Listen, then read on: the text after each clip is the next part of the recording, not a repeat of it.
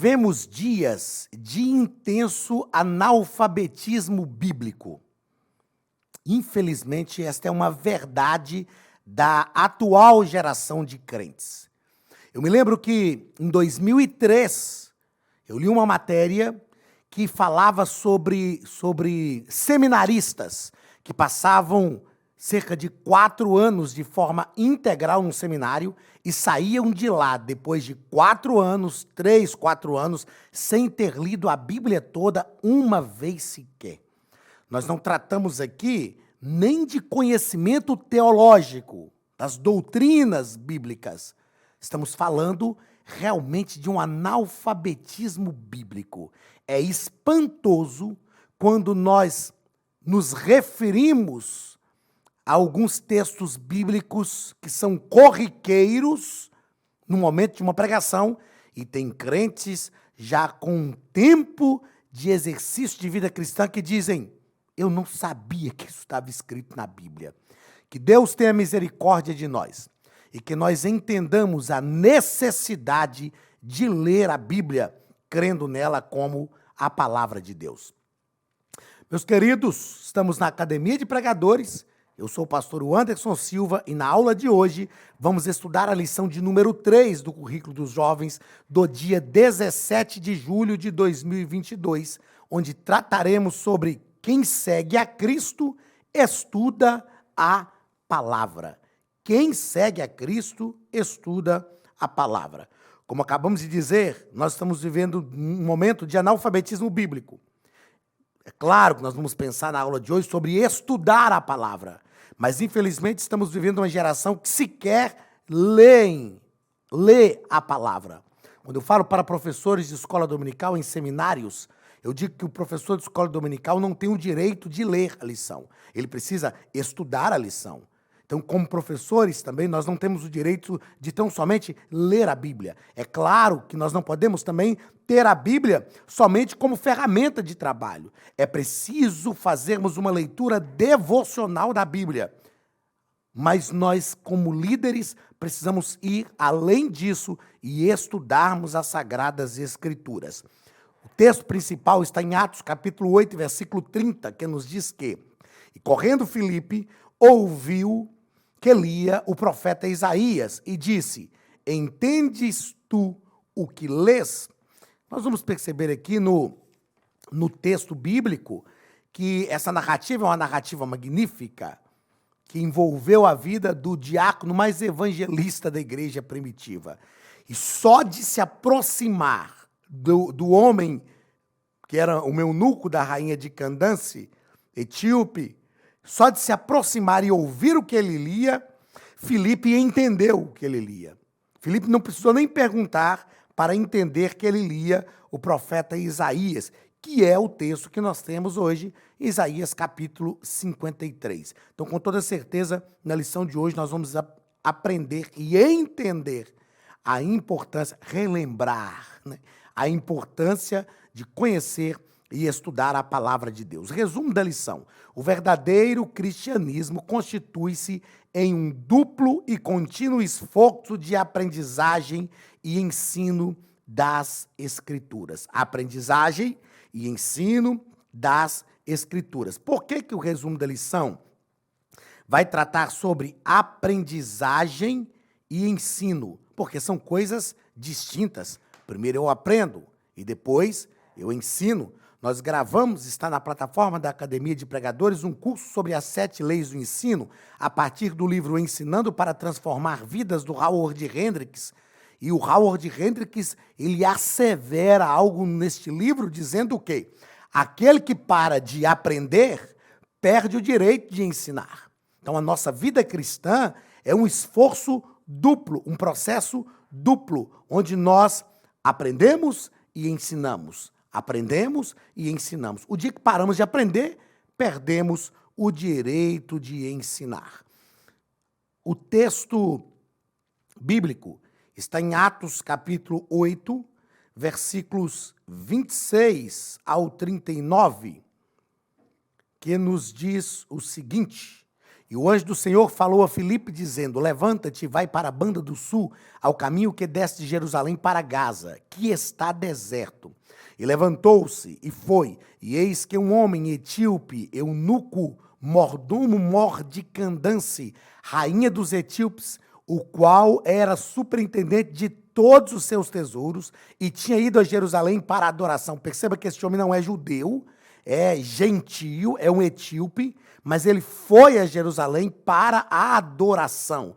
Ele tinha um conhecimento, né, da adoração judaica.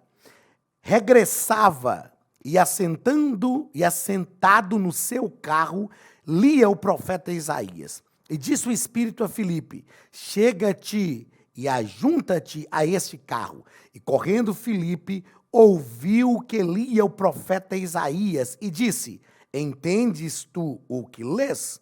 E ele disse: como poderei entender se alguém me não ensinar?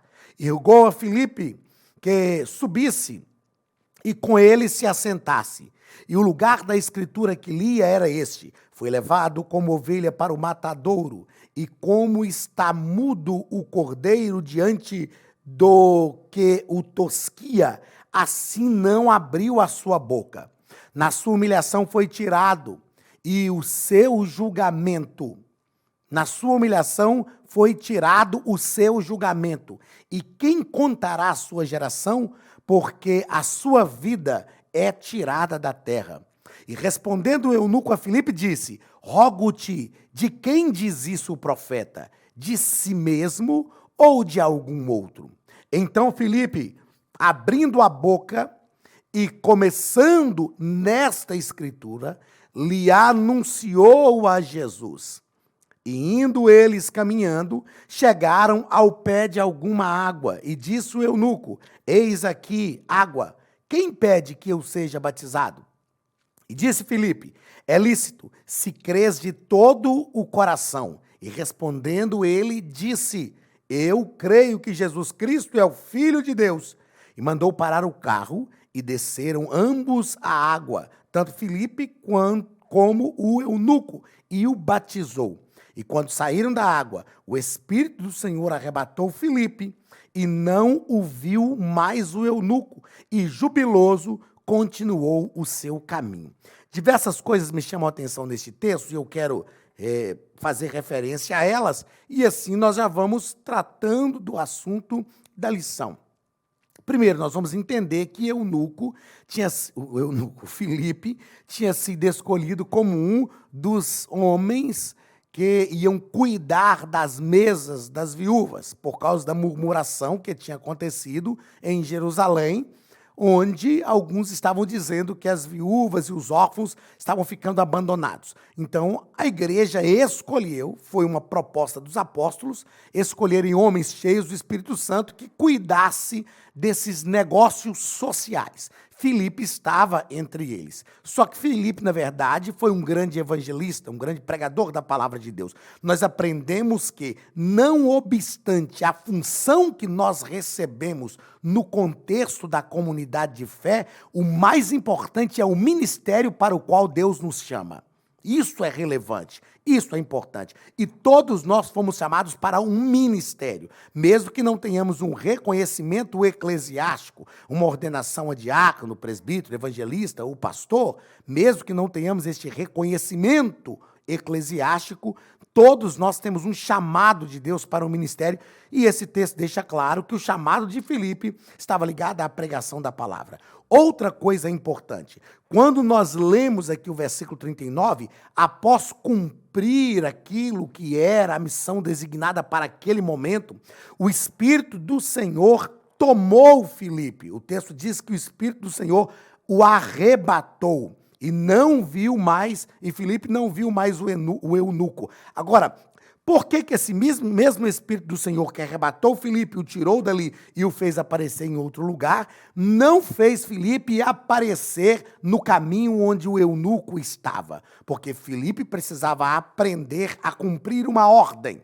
E o Espírito de Deus disse a Filipe: desce para o caminho que está deserto, o caminho que desce de Jerusalém para Gaza, que está deserto. Então, Filipe foi com seus próprios pés. Nós precisamos entender o nosso ministério e a comissão que Cristo nos faz. Outra coisa relevante nesse texto é que, ao se aproximar do carro, Filipe ouviu o que o eunuco estava lendo. Ele não perguntou para o eunuco: o que você está lendo? Não, ele só ouviu e ele entendeu que ele estava lendo o profeta Isaías. Ou seja, Filipe tinha uma preparação prévia. Só de ouvir ele já sabia o que o homem estava lendo. Outra coisa relevante no texto é que Filipe faz uma pergunta: entendes o que lês? E o eunuco disse: olha, como é que eu vou entender se ninguém me explicar? O eunuco viu em Filipe, só da forma como Filipe o abordou, ele viu que Filipe tinha condições de lhe ensinar. Eu vejo pessoas dizendo hoje o seguinte: o povo hoje não quer ouvir a palavra. Será que não quer mesmo? Será que não quer? Eu não penso assim. Eu penso que o povo está mais pronto para ouvir do que muitos de nós preparados para ensinar. Às vezes, a gente quer ouvir, mas a pessoa que vai nos ensinar não tem o preparo suficiente.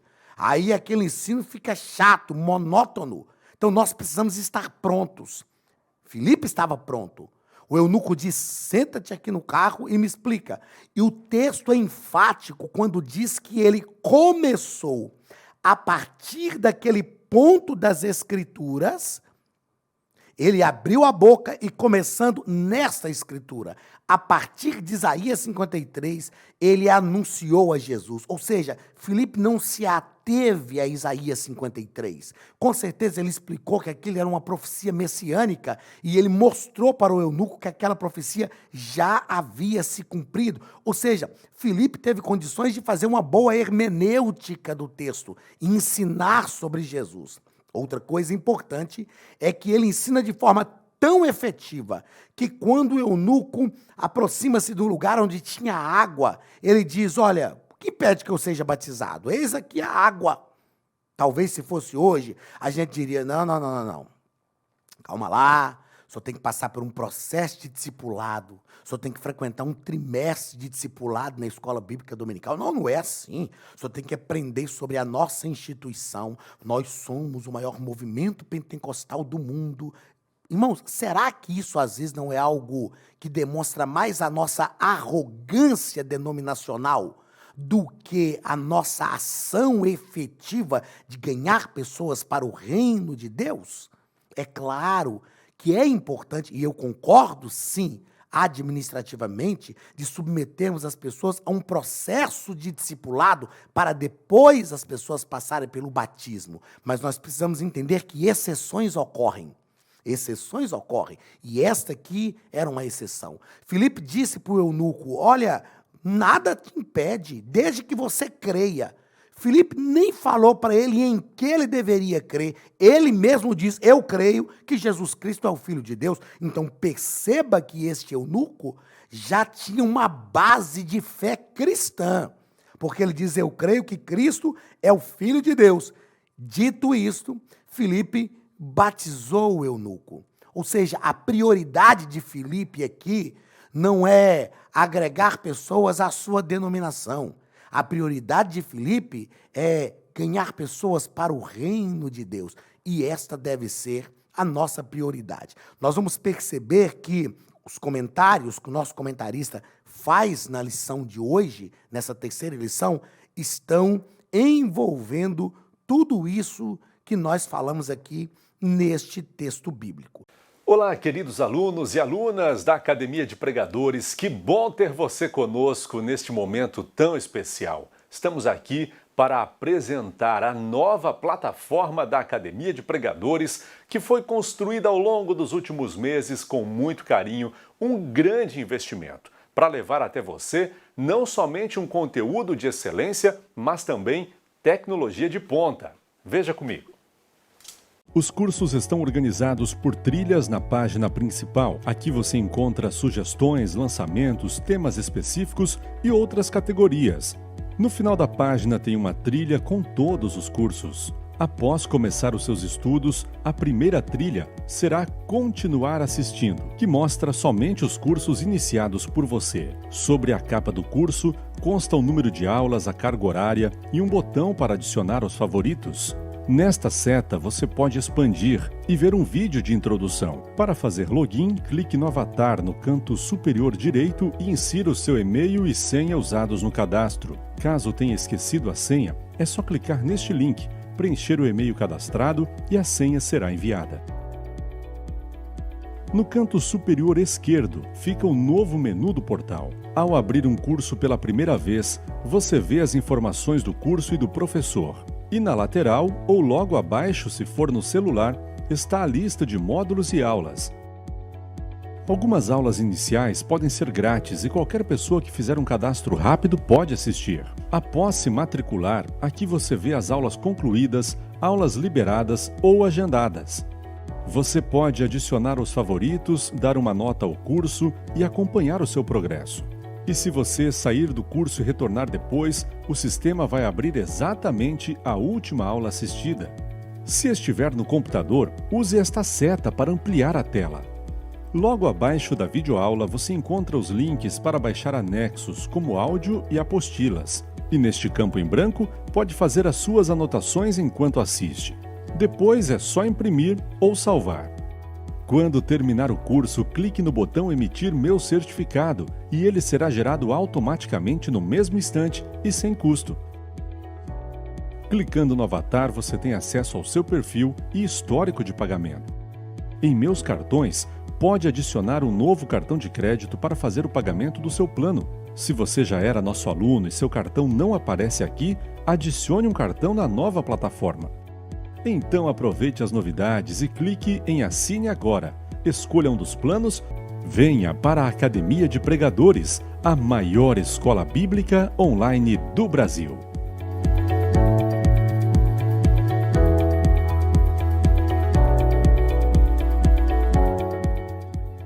Então vamos lá. Na nossa introdução, o nosso comentarista deixa claro que um cristianismo sem o mínimo de conhecimento bíblico é prejudicial à saúde espiritual da igreja. Como eu disse, nós vivemos tempos de analfabetismo bíblico. Nós estamos vivendo, é uma característica da nossa sociedade, e a gente precisa entender que todas as características sociais da nossa geração, eu não estou falando da geração dos jovens, que são hoje os nossos filhos, porque hoje a geração de jovens já tem idade para serem os meus filhos. Eu não estou falando só da geração dos nossos jovens e dos adolescentes, estou falando da nossa geração. Até porque, embora eu nasci numa geração passada, mas a geração de hoje é a minha. O meu filho um dia falou comigo assim: papai, no tempo do senhor, como as coisas eram? Eu falei: menino, você tá doido? Tá parecendo que eu já morri? O meu tempo é hoje. Tem que falar no meu tempo. Você é zumbi, por acaso, que já morreu e o seu tempo já passou? Eu nasci, sim, numa outra geração, mas a geração de hoje é a minha geração também. E nós nos tornamos numa geração que tem como característica social ter muita informação, porém pouco conhecimento. Muita informação e pouco conhecimento. Augusto Cury é um psicólogo que fala disso. Ele fala da síndrome do pensamento acelerado. Nós estamos vivendo uma geração que tem muita informação, mas, na verdade, tem pouco conhecimento. O Augusto Cury fala que uma criança entre 7 e 9 anos de idade hoje, e é uma verdade, tem mais informação do que os grandes imperadores do mundo antigo. Informação não é conhecimento. O conhecimento transforma, o conhecimento constrói. O conhecimento nos consolida. As informações, muitas vezes, nos torna arrogantes. A pandemia que nós atravessamos, então, trouxe um bombardeio de informações bíblico-teológicas. A internet está cheia disso hoje aí. Mas são só informações que, quando você filtra, estão carentes, em sua grande maioria, de conhecimento bíblico verdadeiro e genuíno. E esta falta de conhecimento bíblico é extremamente prejudicial para a saúde espiritual da igreja. Eu tenho visto pessoas que são praticantes ou pelo menos se acham praticantes da fé cristã, mas não conseguem tomar decisões sozinhas. É gente que fica, eu tenho que perguntar isso para o meu líder, tenho que perguntar isso para o meu líder. E alguns líderes também não estão formando seguidores de Cristo, estão formando seguidores pessoais. Estão reproduzindo, querendo reproduzir aquilo que é a sua atitude pessoal nas pessoas que o seguem. Isso não é discipular, isso é ter seguidores, isso é coisa de mídia, isso é coisa de rede social. E por que alguns líderes não conseguem discipular? Porque discipular é confrontar, é apresentar a pessoa, o discípulo, à pessoa de Cristo. E para eu apresentar alguém a Cristo, eu tenho que andar com Cristo, conhecer Cristo. Imagine o seguinte, que eu quero te apresentar alguém que é meu amigo. É porque eu já tenho amizade com essa pessoa. Eu não posso te apresentar alguém que eu não conheço, que eu não tenho amizade. Então, muitos líderes não estão discipulando hoje porque não conhecem verdadeiramente a Cristo. E aí, como eles também não são discípulos de Cristo, eles não têm condição de discipular a partir daquilo que Cristo é. Aí é mais fácil fazer seguidores. É mais fácil falar daquilo que eu sou. É mais fácil falar das minhas conquistas, dos meus projetos e produzir seguidores. Produzir discípulos é diferente. O cristianismo é um cristianismo de discipulado. Discipulado. Tá ok? No primeiro ponto, o comentarista vai tratar sobre o cristão como missionário inato. Primeiro parágrafo, nós somos conhecidos dele. Nós somos conhecidos dele. E esse texto, o comentarista vai nos deixar claro que Deus já conhecia o eunuco. E por amor, olha o que ele diz, por amor ao forasteiro, o Eterno comissiona seu servo a uma tarefa imediata e específica. O Senhor já nos conhece, nós é que precisamos conhecê-lo. E esse conhecimento de Deus é a partir do relacionamento que nós precisamos ter com ele. Segundo parágrafo do primeiro ponto, servir a Jesus exige disposição para quebrar os próprios preconceitos. Nos dias de Filipe, o evangelho ainda estava sendo anunciado somente aos judeus. E de repente Deus fala com Filipe, olha, você vai anunciar o evangelho a um etíope e além do mais você vai batizá-lo. Isso era uma quebra de paradigmas para aquele momento. Filipe era judeu, a igreja era uma igreja judaica cristã ainda. Ela não tinha extrapolado os limites da igreja judaica para alcançar os gentios. Mas Deus fala com Filipe e Filipe entende que o Espírito Santo está falando está acima dos nossos próprios preconceitos. Nós precisamos ter cuidado para não sermos uma igreja preconceituosa. Eu aprendi que nós precisamos ter muito cuidado para não atribuir ao homem ou a Deus aquilo que o diabo faz. Mas nós precisamos ter um cuidado maior para não atribuir ao homem ou ao diabo aquilo que Deus está fazendo. Irmãos, eu sou assembleiano de nascimento, nasci na Assembleia de Deus, sou um crente assembleiano. E existem algumas searas que nós não trilhamos. E nós precisamos ter cuidado, porque às vezes tem gente dizendo assim, isso não é de Deus. E é Deus que está fazendo. É Deus que está fazendo. A coisa mais inteligente a se falar quando nós vemos um movimento que nós não entendemos é se fazer nossas as palavras de Gamaliel. Se for de Deus, vai à frente. Se não for, vai parar. Então precisamos ter cuidado para não atribuir ao homem ou ao diabo aquilo que Deus está fazendo. Filipe não teve problema em quebrar os seus preconceitos pessoais, até porque ele estava movido pelo Espírito de Deus. Terceiro parágrafo do primeiro ponto, a natureza imprescindível de seguir a Jesus. Nós precisamos entender que a forma de Deus agir é diferente da nossa. E o nosso comentarista diz que é assim que Deus age. Faz pessoas comuns, em dias normais, realizar obras extraordinárias. Eu achei magnífica três expressões, ou três expressões, né? Que não são só palavras, mas expressões do comentarista. Pessoas comuns, em dias normais, realizar obras extraordinárias. É isso que nós estamos precisando viver no cotidiano do evangelho. O evangelho é um evangelho de pessoas comuns,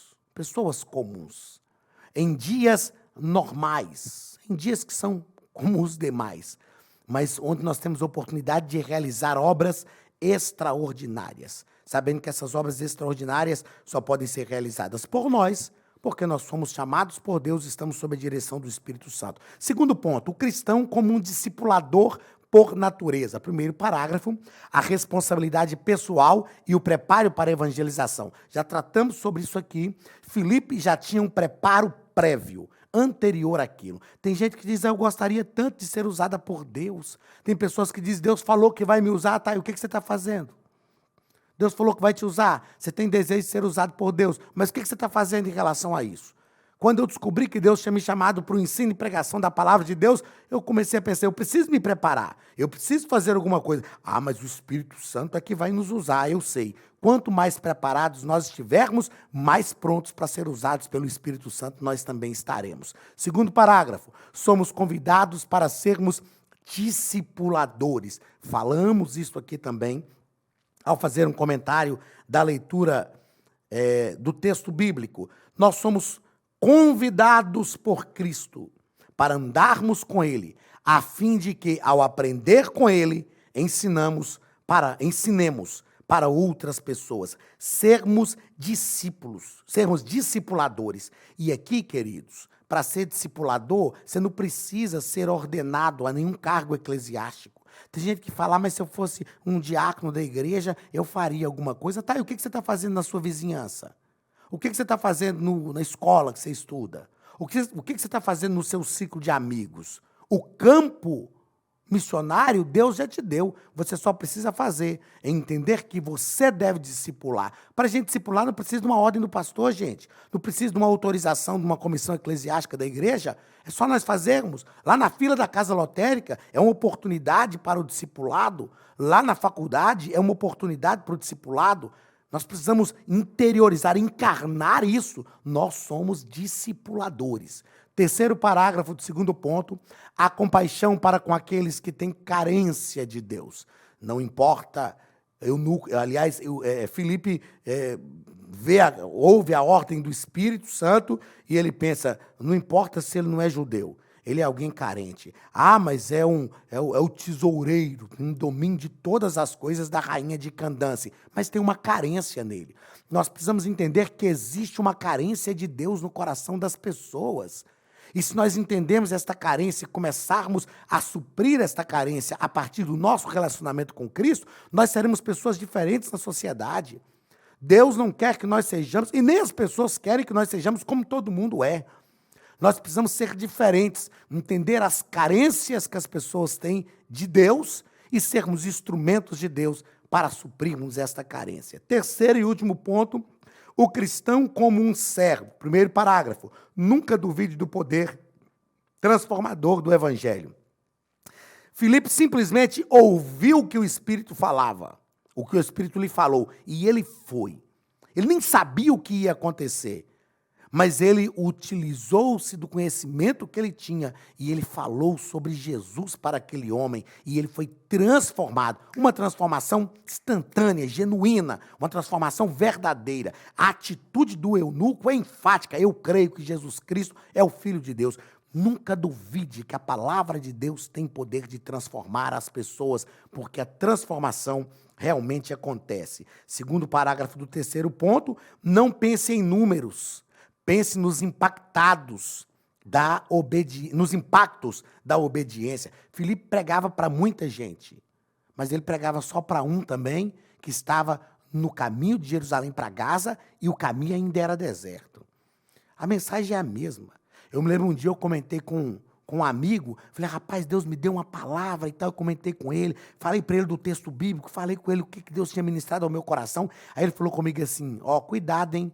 Não vai queimar esta mensagem num cultinho qualquer. Isso aí é uma mensagem de congresso. Eu fiquei pensando, o que é mensagem de congresso? Então quer dizer que se eu estou num culto e vou ministrar e Deus me dá uma palavra assim que me impressiona, eu falo, não, mas isso aqui é uma mensagem para um congresso, eu não posso pregar isso aqui. O que é isso? Todo culto é um congresso, todo culto é uma festa. Não existe um cultinho qualquer. Nós não podemos menosprezar o número de pessoas, temos que estar ligados e ser obedientes aos impactos que a palavra de Deus vai trazer na vida das pessoas. Não importa, na minha vida pessoal isso acontece por diversas vezes. Às vezes eu estou numa igreja que tem uma estrutura magnífica, transmissão pela mídia, aquela coisa toda, som maravilhoso, mas tem vezes, isso aconteceu recentemente comigo. No outro dia eu estava numa igreja pequenininha, simples, e daí? É o mesmo povo, é a mesma palavra, é a mesma oportunidade de ministrar a palavra, e nós devemos pregar o evangelho como ele é, de forma verdadeira. Terceiro e último parágrafo: depois de cumprir tudo o que Deus mandar fazer, faça mais. Filipe não parou ali. Ele pregava para muita gente, pregava só para o eunuco, mas ele continuava desenvolvendo o trabalho. Nós não podemos parar. Eu sempre digo o seguinte: qual o prazo de validade de um ministério? Qual o prazo de validade do seu ministério, da sua vida? O ministério não tem prazo de validade. O ministério nasce conosco, nós somos formados por Deus, começamos a exercer o ministério e vamos exercer o nosso ministério até partir para a eternidade, ou o que eu penso ser melhor, até Jesus arrebatar a igreja, que é o que eu espero. Que você seja verdadeiramente um discipulador e que a mão de Deus te direcione, que você tenha sensibilidade para ouvir onde o Espírito de Deus quer que você esteja hoje e agora, mas que você faça com a grandeza do ministério que Deus te vocacionou, mesmo estando em lugares pequenos. Faça sempre com excelência. Afinal de contas, fazer com excelência é fazer o melhor que se pode com aquilo que se tem. Como diz Mário Sérgio Cortella, fazer com excelência é fazer o melhor que você pode fazer, até que você não tenha condições para fazer melhor ainda. Então faça com excelência, desenvolva o seu ministério e que a mão de Deus te conduza em tudo, em nome de Jesus. Um abraço e até a nossa próxima aula na semana que vem, em nome de Jesus.